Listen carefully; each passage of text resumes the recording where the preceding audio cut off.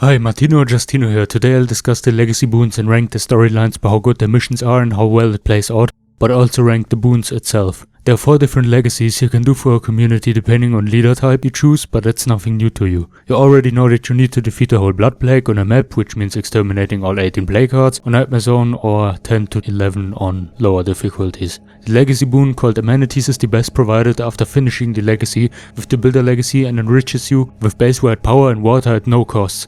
So you save 3000 influence that you would spend otherwise if you pick outposts that sustain water and power, and would also sacrifice 2 outpost slots or facility slots for generators, solar arrays and rain collectors. That's why I suggest pretty much everyone to finish a community with the Builder first to ease this process for the next communities.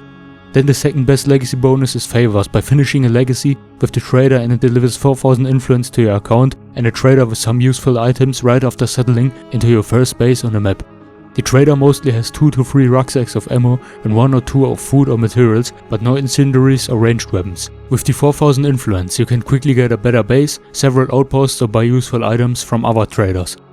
Charity is the next boon provided by the sheriff and delivering a pile of high quality loot on a daily basis. This is where the boons become useless and not good, because to be honest, it's not high quality loot. The daily loot consists out of a few painkillers, mostly the medium ones, bags of snacks, 1 to 30 bullets from a random caliber, a few incendiaries, sometimes a rucksack with 5 units or 1 weapon.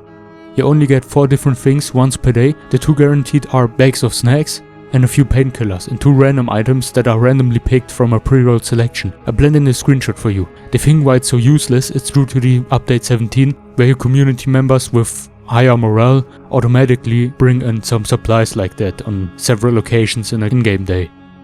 And last and least, the Mobilization aka Warlord boon, that is a single time benefit that sends a few guns and 250 bullets into your locker right when you settle into your first base. These are always 3 M4A1s, of which 1 is sighted, a Model 9950 which is an anti-material rifle, 200 5.56mm rounds, 30 AP50 caliber rounds, which is a lot, and 20 frag grenades. Honestly, even if this boon's effect is a one-shot, it could be the second best if they wouldn't deliver 3 M4A1s, but instead 1, of course decided one, and 1 GSGW, a M4X2 Light, which is one of the best range weapons, not too strong but fun to use, and at least 1 to 2 advanced suppressors. But the Warlord boon has one great benefit: it's the best for doing speedruns, because 20 grenades, the 200 5.56mm and the 33 AP50 shots, I'm considering the 3 loaded into the Model 9950, are enough to kill 12 to 15 play cards. So after I went in detail with the boons ranking, I'd say the only extremely useful one is obviously Amenities, which is why I always worked for that one first, and I always play the game on Nightmare.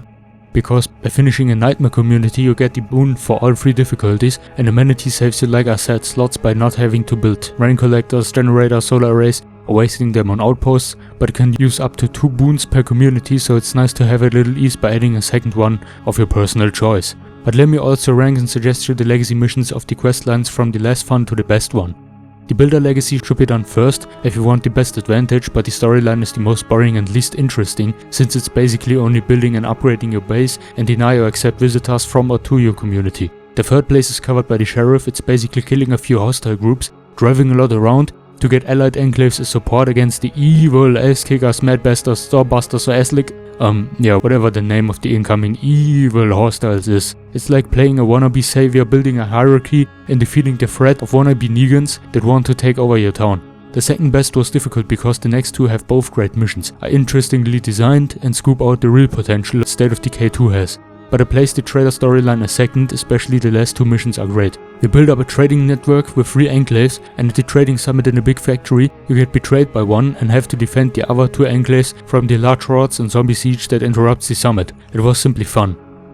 Well, long story short, the in my opinion best legacy to play is the Warlord. It's probably also the hardest one. Many say the Sheriff is the hardest, because you have to fight a lot of hostile enclaves, but trust me, the Warlord asks you to kill way more humans. You have to find out about a coalition, a network of enclaves that settle onto your map and creates 5 or 6 enclaves who all work together against you, and don't worry, it doesn't turn your already friendly or allied enclaves into hostiles. So you should spare this legacy at last, because the best comes at last.